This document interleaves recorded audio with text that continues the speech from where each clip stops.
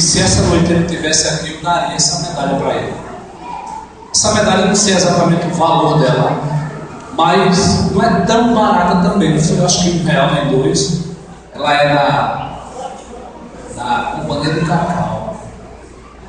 Eu trabalho em nossa irmã Gleison, né? Não sei o exato valor, mas mesmo sendo tão baratinha, deixa eu perguntar só aos pais. Qual o pai que quer, levanta a mão. O pai que quer essa medalha, levanta a mão. Para comer depois do culto, eu não te dou em nome de Jesus. Mas ao personagem bíblico que eu vou falar essa noite, eu daria se ele estivesse aqui. Eu daria. Foi um homem que teve qualidades que surpreendem qualquer um que se interessa pela história dele. Qualquer pessoa que se interessar pela história desse homem fica maravilhado. E o interessante é que poucas pessoas se interessam pela história dele. Poucas pessoas se interessam pela história dele. E é um homem extraordinário, como exemplo de pai, de marido, de amigo, de homem. Não é de cabra macho. Macho. Até um cachorro que a gente tinha lá em Solidão era. Mas homem é outra história. Tem um bocado de cabra que é macho, mas não é homem. Não honra as calças que veste, como diz a história. Tem um monte de filhos aqui, magoados, feridos, arrebentados, inseguros, sem força pela vida por causa do pai, do homem que era machão, mas que não era homem. Então esse homem, ele dá prazer a gente falar dele, dá prazer a gente... Os homens que estão aqui essa noite, como será que o seu filho reage quando alguém diz assim: tu és filho de Zézio? Como será que ele reage? Tem filho que tem vergonha do pai que tem, sabia disso? Eu nunca fui crente na minha infância, me converti aos 20 anos, ou melhor, Jesus me converteu. E quando as pessoas, todo mundo sabia que eu era filho, e tinha momentos que eu tinha vergonha. Tinha vergonha. Hoje não, hoje eu me sinto honrado porque Jesus, ele muda a nossa perspectiva. Às vezes a gente ora, a gente jejua, a gente faz vigília para Deus mudar os outros. Nunca faça isso. Faça para Deus mudar você, para Deus mudar a sua perspectiva, a sua história. Porque quem muda, quem se torna bênção, quem está perto dele vai ter que ser bênção também, em nome de Jesus. Amém? Então vamos ficar de pé nesse momento. E vamos abrir em Mateus, capítulo 1.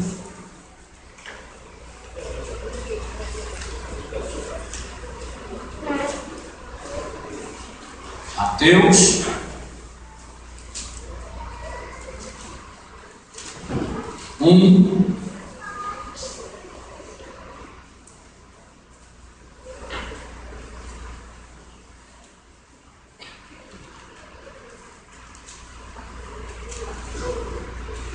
um 18.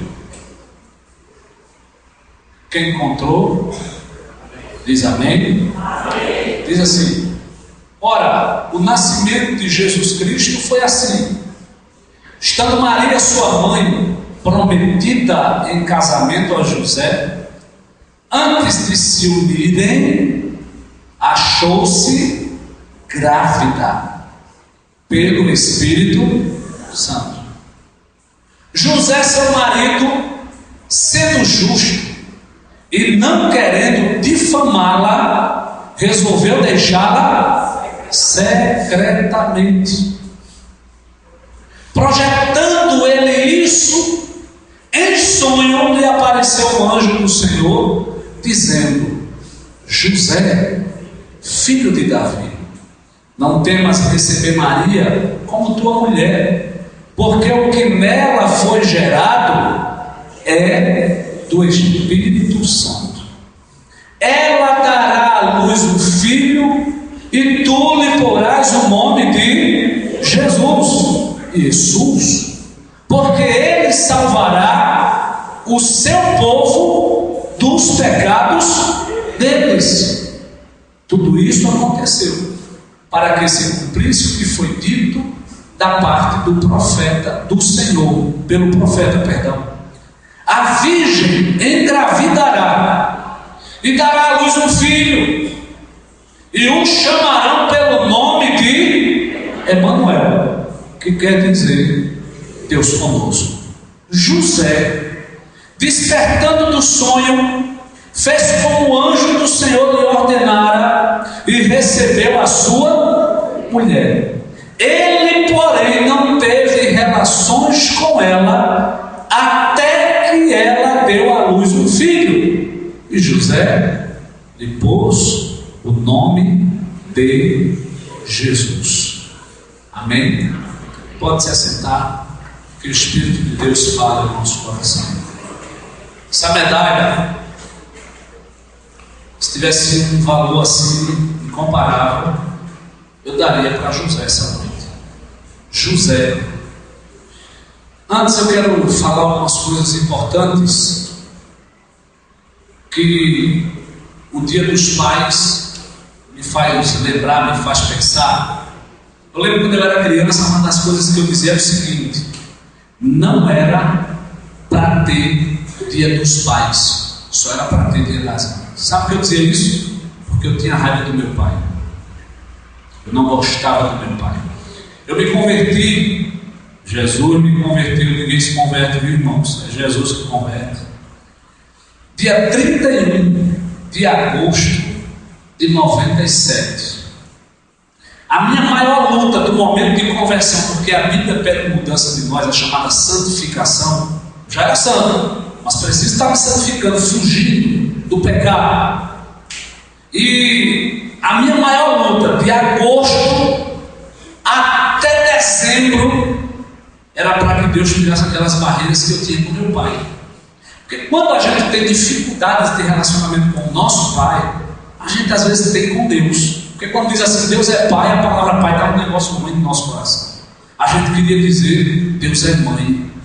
Seria muito bom, seria até melhor, mas Deus é pai. Deus não se apresenta como mãe. E recordo que quando eu saí do culto da virada, ainda lembro, que é hoje que eu vou dizer que eu amo, vou dar um abraço e um beijo. E até hoje eu faço isso, né, gente, com muita facilidade, com muita tranquilidade. E hoje, quando eu vou para o interior, eu fui sexta, eu voltei ontem por conta da igreja, por causa dos ossos do ofício, né, como diz a história.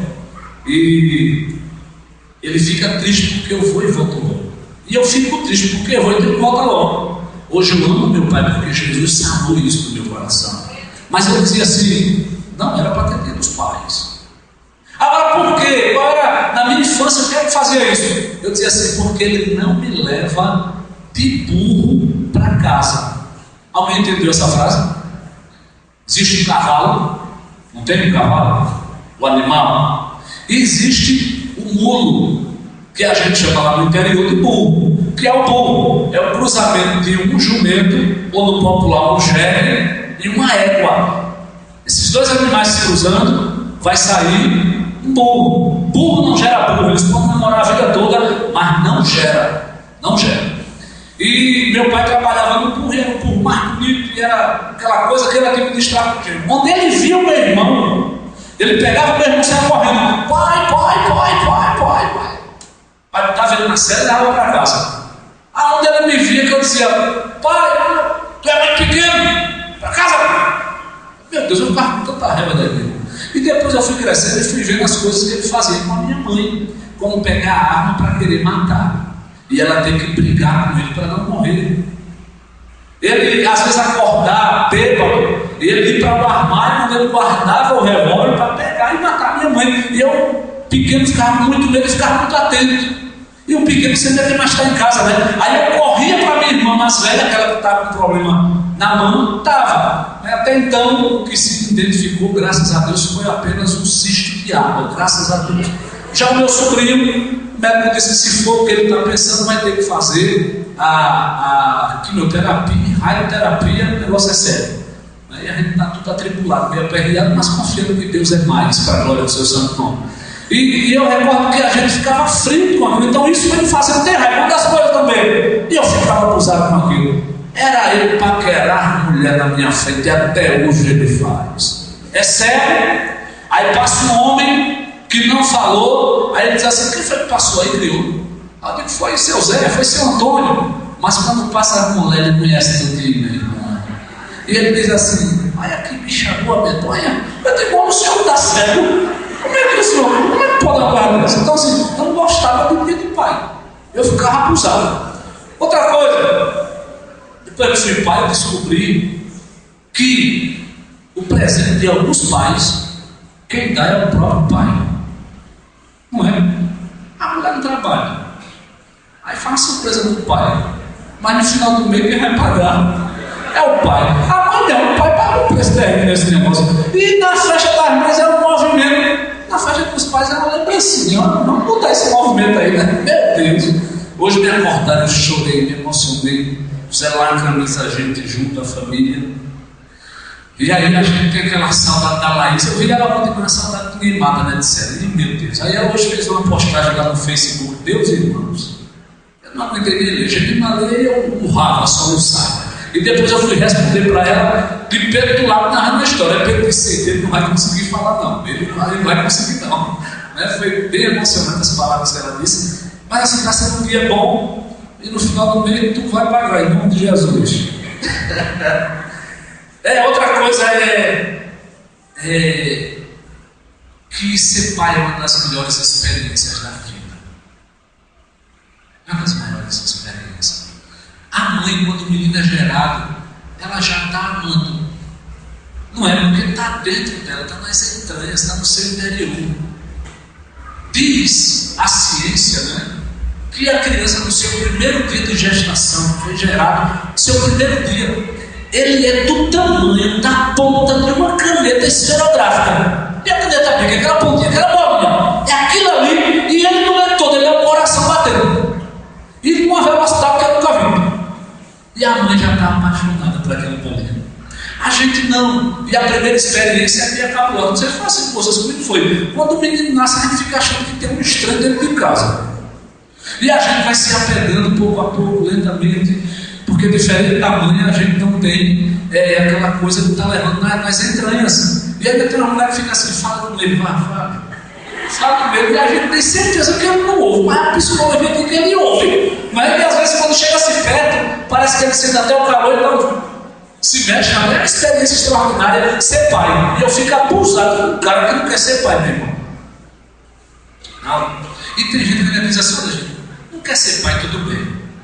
Só quer ter um filho, tudo bem. Eu quero ter mais 3. Gente, não só quero um, não. Mas eu quero ter mais 3 perante o meu Deus. Estou perante ele dizendo essas palavras e ele vai me dar em nome de Jesus. Agora eu digo assim: Senhor, não venha trigêmeo, não, que o negão não aguenta a pancada. Porque olha, com uma madrugada é longa, viu? Com 3 deve ser muito mais. Mas, como eu sou gêmeo, tem a probabilidade de ter um gêmeo aí, viu, irmãos? Aleluia. Hein, irmão Zé Carlos? Chega lá na bênção, para a glória de Deus. Então, eu sei que é uma experiência maravilhosa. Como pais, para que essa experiência seja muito mais maravilhosa, nós precisamos entender que somos o profeta da nossa casa. Somos a cabeça, irmãos. Tem pai que é cabeça para dar grito, para assumir aquela autoridade da força, ou melhor, o poder. A força não é para usar o poder, para usar a autoridade. Pouca gente tem essa habilidade. Mas dentro de casa, para ser cabeça, a gente precisa ser o profeta da nossa casa. Precisamos ser o sacerdote.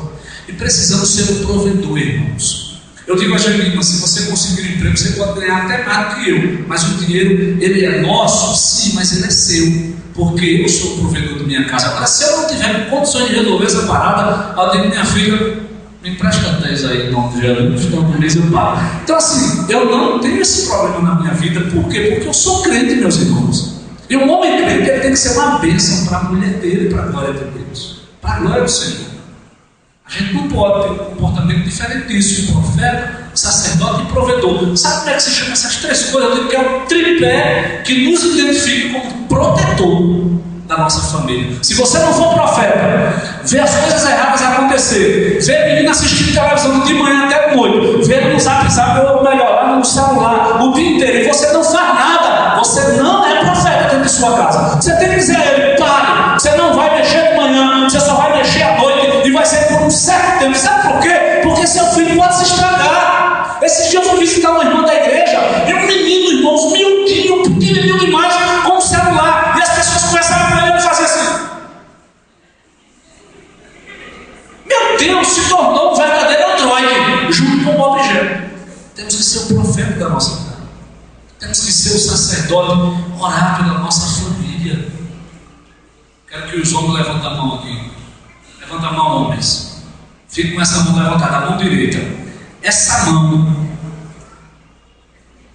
ela arregaçada resolve tanto problema,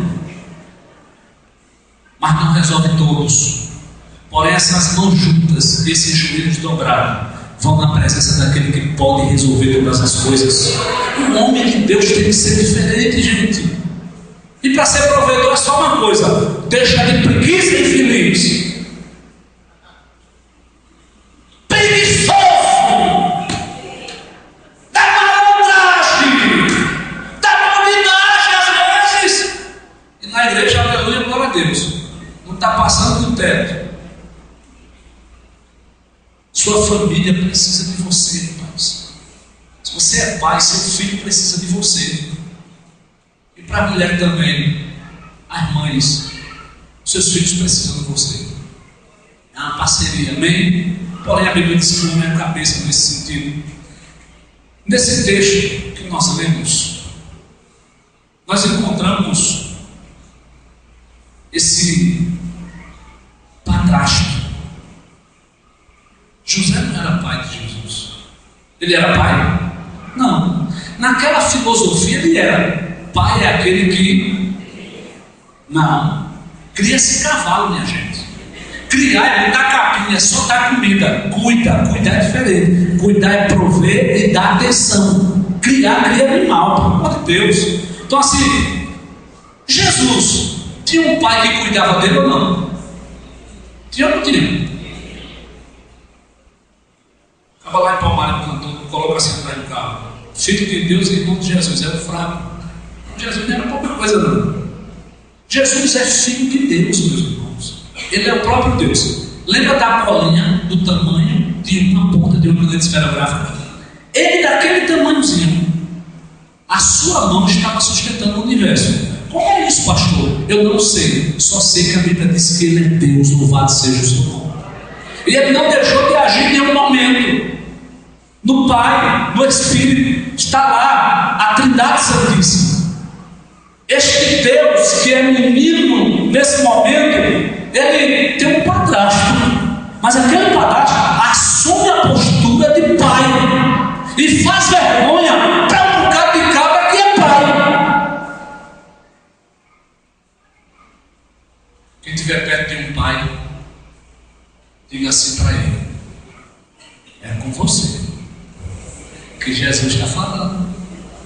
Viu, Márcio? Ela não disse mal, diga, é com você que Jesus está falando. Viu, Heraldo Manuel? José, no grego, deixe-o acrescentar. Na antiga aliança, Javé adicionou. Eu gosto mais dessa.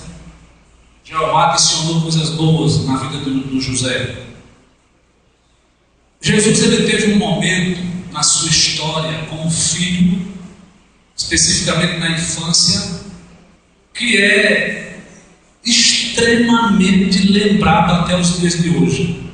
É o único momento que a Bíblia fala da infância. Com 12 anos de idade, ele estava ensinando no templo aos mestres da lei.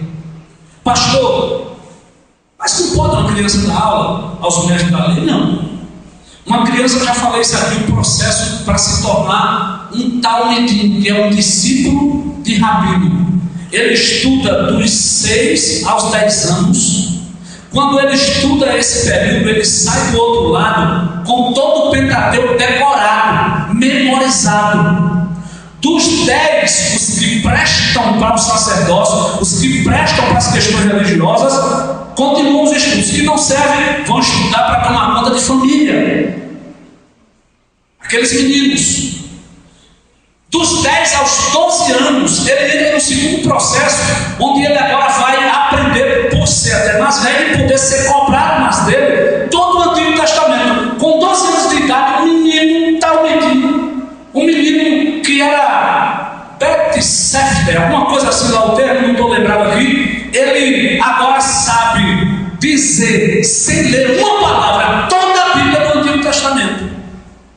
E com 14 anos de idade, ele começa pela primeira vez a discutir de pontos de interpretação da lei. O jugo que um rabino tem, ele pode tratar aquele jugo do rabino. O jugo é o que ele tem como verdade a partir do que a palavra diz. Por exemplo, Senhor, qual é o grande mandamento? Foi o que Jesus disse: amar a Deus sobre todas as coisas, e o próximo como assim mesmo. Esse é o jugo de Jesus acerca da lei, o amor. Então, em tal medida, com 14 anos, podia fazer perguntas a eles e alguns questionamentos, mas ensinar não, porque ele é um rabino. E para ser um rabino, além de todo esse preparo, ainda tem que ter 30 anos de idade, pelo menos. E agora está um menino com 12 anos de idade, dentro do templo, ensinando a quem é para ensinar, e todo mundo calado ouvindo, porque quem estava ali não era qualquer um, era o Filho de Deus, Jesus o Galileu. Mas um dia Jesus conta as parábolas, volta para sua terra Nazaré, e quando ele chega ali, ele poderia ser lembrado como um menino que deu aula para os mestres. Era ou não era? Foi uma coisa que marcou a sua infância. Mas quando ele aparece na sua cidade, a palavra diz que as pessoas disseram o seguinte: não é este, foi citado aqui hoje pela manhã, não é este o filho do carpinteiro? Jesus não era conhecido pela sua grande proeza, Jesus era conhecido pelo pai que ele tinha aqui na terra. Sabe por quê? Porque o pai dele era exemplo. 3 recomendações para ser um bom pai: exemplo. Segundo, exemplo. Terceiro, exemplo. Se tivesse mais, exemplo. Irmãos, levo o Jeremias no trabalho e volto. Pedro acorda cedo. Quando eu chego em casa, a primeira coisa que ele diz, sabe o que é? Eu estou com fome. Pai, eu estou com fome. Ele gosta de uma coisa que eu gostava, é informação genética. É de pegar a bolacha creme crack e molhar dentro do café e comer. Eu gosto desse negócio. Eu gostava mais. Ele gosta. Dia de domingo, irmãos, é o dia que eu tenho que ser mais público e dizer assim: eu faço. Tem dias que eu faço que ele não percebe, mas no domingo ele não sabe. Assim, uma coisa clara, eu não vivo dizendo, mas no domingo eu faço jejum. Dia de domingo ele não come. Dia de domingo a gente pode almoçar 2 horas da tarde, ele fica depois do meio-dia, né, minha irmã? Eu estou com fome, a gente vai comer que horas? Mas ele não come. Por quê? Porque há um exemplo. E o exemplo é transmitido sem força. Um exemplo é transmitido se você dar o cacete, se você precisar colocar de castigo. Então quer ter um filho que seja uma bênção, seja uma bênção.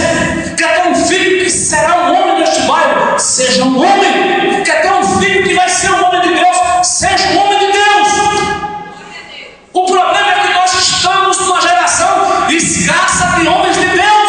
Estamos em uma geração que homens crentes da igreja passam 5 horas no WhatsApp, passam 3 horas em Facebook, mas não passam 10 minutos chamando a presença de Deus para dentro da sua casa. E se nós tomarmos tal postura, este bairro verá a glória de Deus na vida dessas crianças. Fala mais uma vez para quem é pai aí, é com você que Deus está falando. Mas como a hora não dá, eu tenho certeza que esta alusão é feita porque José foi um pai segundo o coração de Deus. Vamos todo mundo dizer isso? As mulheres dizem a mãe, né? Mãe, e os homens de pai, tá bom? 1, 2, 3 já. Eu quero ser um pai segundo o coração de Deus. O que nós olhamos em José, que a gente percebe isso? Primeiro, ele foi obediente à voz de Deus. Quando nós olhamos, irmãos, para a palavra do Senhor, José está com um problema que é o que mais impede da gente ouvir Deus falar com a gente: a dúvida, o medo. Imagina, você estou namorando com Gemima, de repente Gemima diz assim: amor, eu estou grávida, e é do Espírito Santo. Aí eu digo para ela: tu enrola outro. Gente, fui traído. Na época havia essa situação, e a coisa tão séria que José secretamente estava nela gerado, de fato era do Espírito Santo de Deus. E José vai dormir. E é verdade que quando a gente come muito cuscuz que vai dormir, a gente sonha a noite toda. Um dia alguém disse: pastor, eu sonhei com um bicho me pegando. Ele tinha a cara de um cavalo, depois ele tinha a cara de um jegue, depois ele tinha a cara de uma vaca. Ele comeu muito cuscuz antes de dormir. Não é revelação não, nem tinha medo. A revelação mais esquisita que eu vi da Bíblia foi a do Nabucodonosor, né? Aqui era assim, mas tinha isso meio fino. E aí a gente olha, José dorme. Acontece algo extraordinário. Ninguém tem poder de falar com ninguém, conversar, bater um papo e quando estiver dormindo. Mas Deus pode para o louvor do seu santo nome. Então ele fala com a gente. Tem uma história do Veríssimo. Como é o nome do Veríssimo, aquele escritor brasileiro que escreve muito? Luiz Fernando Veríssimo. Ele disse que saíram os anjos numa florada dizendo assim: silêncio, que Deus quer falar.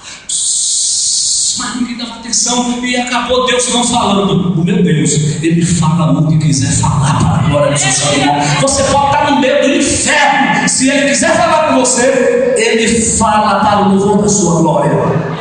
Fala com a gente no lugar que a gente estava. Quando a gente vem para a igreja, a gente se converte à pregação da direção, mas a gente sai de casa assim: hoje você canta. Isso é assim, porque Ele fala aonde ninguém pode falar conosco. Entra no inconsciente. Segundo a psicologia, o inconsciente, né? O inconsciente está certo, mas entra lá no inconsciente de José e bate um papo com ele dizendo: olha, não vai deixar a mulher não. Está gerada do Espírito Santo. E aí eu vou te dar todos. Deus não dá, irmãos, alguns privilégios à mulher, ao homem, viu? Sabe que um pai, eu ouvi essa história, um pai foi dar o nome, deixou a mãe dar o nome à menina. Sabe qual é o sobrenome dela? O segundo nome: Estrambolofotina. Você é rico porque não é seu nome. Se fosse o seu, você ia ver o cara bom para tosse. Não é? Horrível. Então assim, Deus diz assim: e o nome dele será Jesus. O nome, Israel, já falei sobre isso aqui, ele está atrelado à obra, à vida, uma coisa que o camarada vai ser ou vai fazer, o momento que ele está vivendo. E Jesus, lá no hebraico, é Josué. Josué é aquele que pegou o povo e jogou dentro da terra prometida, aquele que deu salvação ao povo. E aí o nome Jesus no Novo Testamento tem o mesmo significado, ou no Antigo Testamento, Yeshua HaMashiach, o Senhor da salvação. O nome dele será Jesus. Agora esse Jesus não é qualquer um, ele vai salvar o povo do pecado dele, mas não é de qualquer jeito, e não é por qualquer razão, é porque ele é o Emanuel. Ele é o Emanuel, que quer dizer Deus no meio dos homens, Deus conosco para o louvor da sua glória. Então a primeira coisa importante é que este homem, naquele momento de tribulação, de agonia, de aperreio, ele tem um sonho. Ele poderia acordar e dizer: não, isso é um desejo do meu coração, porque eu sou apaixonado por Maria. E deixa alguns historiadores entender que ele era mais velho, Maria era mais nova. Talvez ele fosse já até viúvo e estava vivendo outro casamento. Isso são especulações, mas que ele tinha uma idade mais avançada, tinha. E ele morre até mais cedo que no ministério de Cristo. A gente só vê até quando Cristo tinha 12 anos dali para frente. Não se fala mais de José, somente de Maria. Mas José, mesmo sendo um homem já de idade, um homem experiente, vendo muitas mulheres aparecerem com a barriga fora da hora, sem ser namorado, aquele homem, ele deixa toda essa informação da sua história entrar na sua alma. Mas quando Deus fala, ele se prontifica e obedece para a glória do seu santo nome. E hoje, por causa desse homem obediente, nós temos aqui no nosso meio uma pessoa que ninguém vê, mas que é real: Jesus Cristo de Nazaré, o Senhor da glória. A obediência de um pai faz a diferença numa família. Segundo, ele é um pai que se levanta para proteger seu filho. Os magos vêm, passa lá em Herodes, entende o intento do coração, vai contra, deixa os presentes, vai embora. Quando vai embora, de novo, Deus fala com José, em sonho, e através de um anjo. E José novamente obedece, agora se levanta e vai para o Egito. Vai para o Egito. Passa um período, quando Herodes morre, ele volta. Novamente o anjo manda ele voltar. Então assim, um homem que se levanta para proteger seu filho. Eu não sei as condições sociais de José, nunca li muita coisa sobre carpinteiro, mas sei que não era uma das maiores profissões. E talvez pela idade, talvez estivesse passando algumas dificuldades, talvez não conseguisse mais fazer tanto trabalho, a ponto que Jesus, segundo lá em Marcos, no Evangelho de Marcos, ele é tido como o carpinteiro, porque possivelmente aprendeu profissão do pai. E quando nós olhamos para José, José, ao ouvir aquela palavra que o homem quer matar o seu filho, ele se levanta, irmão, sem se despedir de ninguém, sem ter terente nem parente, como diz lá no interior, e vai para o Egito, terra estranha, terra que não é do povo de Deus, mas com o intuito de guardar o seu filho da fúria do inferno. Às vezes, a gente nota alguns pais fazendo coisas pelos filhos, e a gente que está de fora, a gente não entende, né? A gente diz assim, menino, como é que o cara, filho desobediente, ele vai e dá uma moto a ele? Um dia eu fiz essa crítica da qualidade, aí um homem fez assim, pastor, ele é pai, ele não está querendo que o filho bata com essa moto, ele está querendo que ele mude. Um pai faz tudo pelo filho, agora precisa fazer na direção de Deus. Não pode fazer, irmãos, pelo desejo do filho, porque filhos, se a gente deixar, eles fazem da gente um barracão. Eles fazem da gente um barracão que satisfaz os desejos dele. Quando ele diz assim, pai, eu quero comer um ovo cozido, aí você faz. É de novo, bem, chegar a certa idade, você diz assim, faça aí, vamos ensinar, vamos aprender. Porque senão ele se acostuma a lhe ter como uma porta para que ele tenha as coisas. E pai não pode ser visto dessa maneira pelos filhos. Pai tem que ser visto como um homem que protege a sua casa. Filho tem que lhe ouvir não toda semana do seu pai. Toda semana tem que ouvir não. Toda semana. Agora a gente é mau, coração mau, né? Gosto de dizer sim. Mas vamos aprender isso. Ele se levanta e protege sua família. Depois, ou melhor, terceiro, ele tem intimidade com Deus. 3 vezes. 1:20, capítulo 2, 13, capítulo 2, 19. O anjo fala com ele. Irmãos, quem aqui já viu um anjo? Alguém viu um anjo? Tinha um tempo aí que os pregadores chegavam para pregar pelas igrejas, daqui a pouco começava. Estou vendo um anjo. Ele está acima da cabeça daquela irmã. E aí começava o movimento, meu irmão. E era uma adoração a anjo. Irmão, os anjos não vinham aparecendo para comer todo feijão e farinha assim, não. E eu digo mais, essa geração que vai dormir de madrugada, perdendo tempo em WhatsApp, Deus vai aparecer para tu, mas não vai nada, você vai ver demônio. Você vai ver cão e atribulando. Você vai ver coisa ruim e aperreando. Mas anjo não. Anjo para aparecer, você tem que ter intimidade com Deus. Um homem que tem intimidade com o Senhor, ele vê a presença de Deus em sua história. A gente lembra de vários assuntos na Bíblia, de vários momentos estudando angelologia. Anjos aparecendo, mas não aparece a qualquer um. Aparece a homens de Deus. Não são homens somente escolhidos, porque todos nós aqui somos escolhidos, mas há homens que honram essa escolha.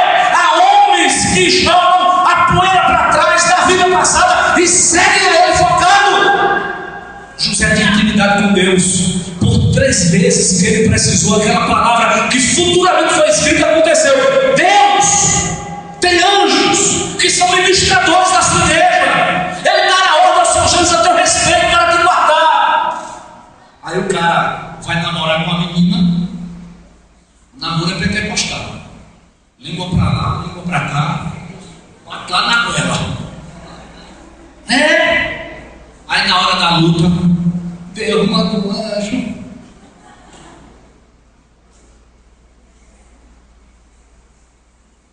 Ele tem intimidade com Deus. Um pai segundo o coração de Deus tem intimidade com Deus. E por último, ele era justo. Eu acho essa coisa mais linda da vida de José. Quando ele soube que Maria estava grávida, ele pensou em quê? Em deixá-la. Ele não está errado, não, irmãos. Se você está namorando, isso aqui é um namoro, é um noivado. Sendo que o noivado em Israel já tem um compromisso de marido e mulher. E podem ser apedrejados. O homem tem 2 alternativas pela lei. Ele pode deixá-la publicamente ou secretamente. Na maioria das vezes, os homens deixavam as mulheres publicamente. Deixando secretamente, ele pode, segundo alguns comentários bíblicos, não a Bíblia especificamente fala isso, ele poderia até assumir o filho. Quem quer deixar secretamente para assumir um filho que não é dele? Esses dias uma mulher aí chamada, qual é o nome dela? Bianca Toledo, né? Bianca Toledo foi para a internet e disse que o marido era gay e pedófilo. Irmãos, isso é coisa que se faça, irmãos. José, de uma mulher adúltera, até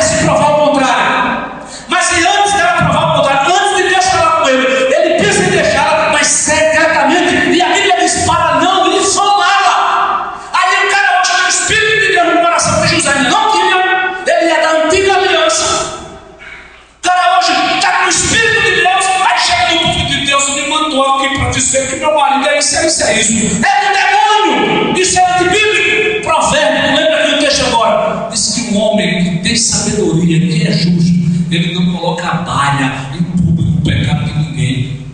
Pecado é para jogar, irmãos, no lixo.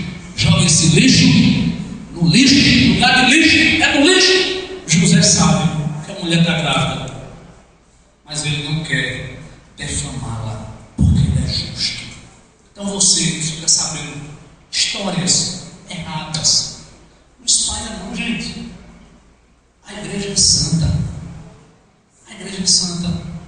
Esses dias eu me deparei com algumas situações na igreja, eu fiquei frustrado, mas frustrado não, assim, decepcionado. Aqui ninguém é perfeito.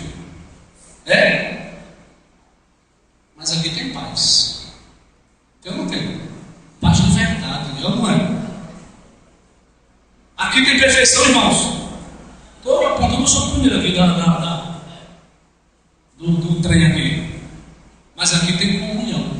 Eu não tenho. A igreja é santa. José, pense no pai que eu dava essa medalha. Agora de verdade, quem quer essa medalha? Levante sua mão. Aldo, vem cá. Um pai não pode ter medo. Se ele arriscar, é capaz dele ganhar. Vamos dar uma salva de palmas para a Aldo aqui.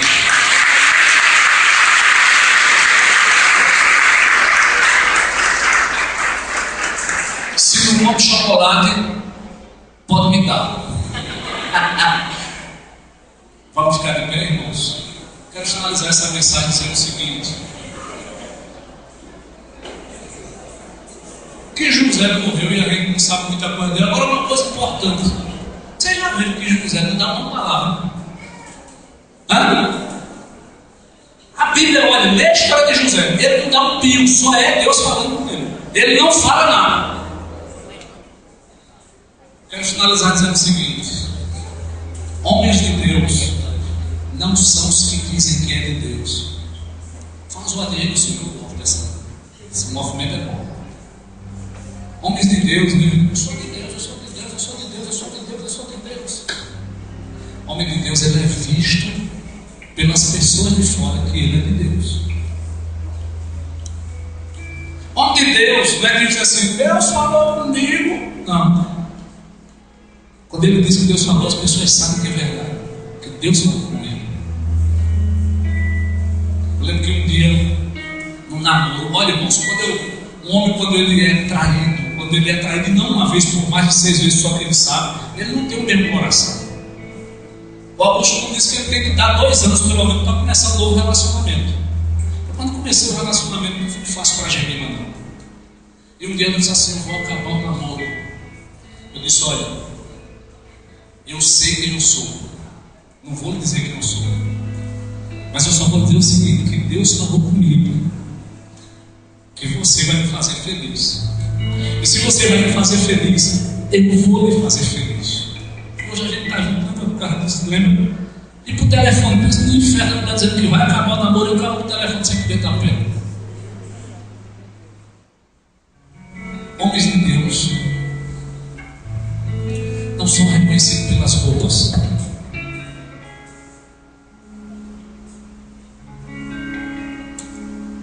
Isso aqui é pó, é cinza. Isso aqui, daqui a uns anos, que eu uso pouco, pode se tornar pano de chão. No chão não. Não é isso. O homem de Deus, ele começa a parada cristã dentro da casa dele. Tem mulheres aqui que sofrem, irmãos, por causa do tipo de homem que você tem sido dentro de casa. Vem de casa assim. Deixa eu pegar a diaconisa. Dá licença aí, Verão. Vamos para a igreja. A igreja é ela em Deus. Bora.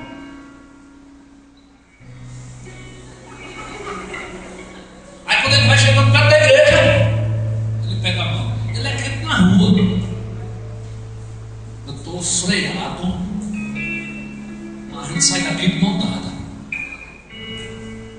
Eu te perdoo. Eu nunca erro. Eu me perdoo pelo que você fez comigo. E a gente vai para a igreja. Tu me perdoa? Olha o coração. Perdoa logo. Aí vai para casa. Começa em casa. A música é boa. Depois do culto, não tem que ser antes. Antes do culto. Porque chegar aqui e levantar a mão, o seu filho vai dizer: opa! Tem meninos aqui que eu digo assim: cadê sua mãe? Está na balada. Que vergonha, gente. Cadê teu pai? O menino me disse um dia assim: eu acho que está tomando cachaça. A mais triste. E eu perguntei ao irmão da igreja: é verdade, sério? Acho que ele está no crack. Homens que não são segundo o coração de Deus, mas que são uma vergonha para a própria família. Pegue ela. Pode trazer para cá, que é santa. Esta noite tem alguém que quer entregar a sua vida a Jesus. A igreja fica orando. Onde está a primeira pessoa essa noite? Que quer entregar a sua vida para Jesus Cristo. Pela última vez. Pela última vez. Tem alguém esta noite que quer ser semelhante a José? Pai, segundo o coração de Deus.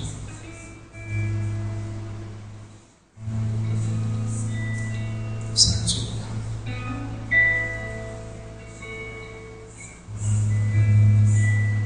Ó Deus, Tu és o Senhor da vida. Tu és o Senhor da salvação. Ao Senhor pertence a salvação. Pela última vez, se tem alguém esta noite que quer entregar a sua vida ao Senhor, que quer voltar para Jesus, tenha coragem.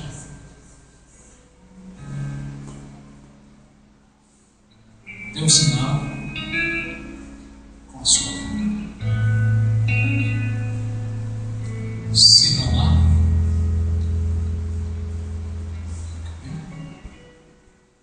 Se não há, que o bom Deus, o Deus de José, se revele para você.